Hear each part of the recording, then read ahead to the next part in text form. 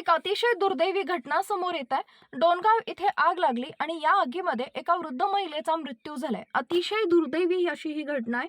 बुलढाणा जिल्ह्यातील डोणगाव येथील पंचशील नगरमध्ये राहणाऱ्या खोडके या वृद्ध महिलेच्या घराला रात्रीच्या दरम्यान अचानक आग लागली।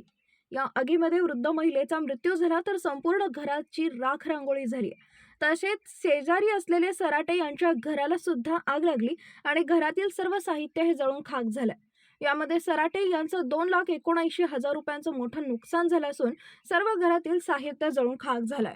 आग लागल्याची माहिती मिळताच डोणगाव येथील ठाणेदार अमरनाथ नागरे यांनी घटनास्थळ गाठून परिस्थिती नियंत्रणात आणली।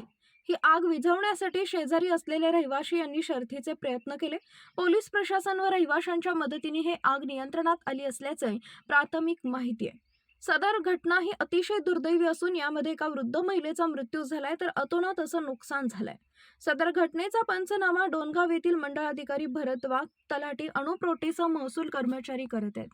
ब्युरो रिपोर्ट, आपला विदर्भ लाईव्ह।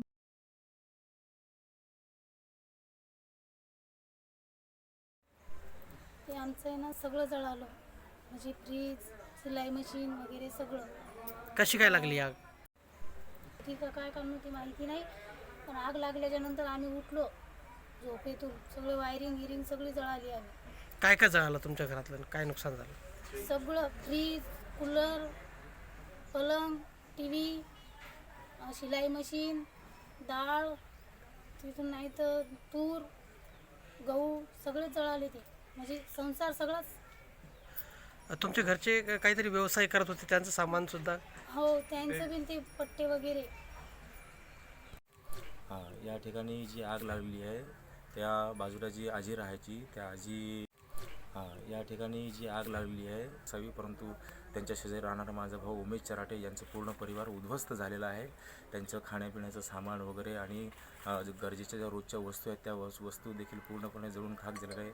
त्याच्यामध्ये टी व्ही आहे, कपाट आहे, कूलर आहे, अजून काही सामान, फ्रीज वगैरे असं काही सामान आहे, सिलाई मशीन, हे पूर्णपणे त्यांचं उद्ध्वस्त, पूर्ण संसार उद्ध्वस्त झालेला आहे।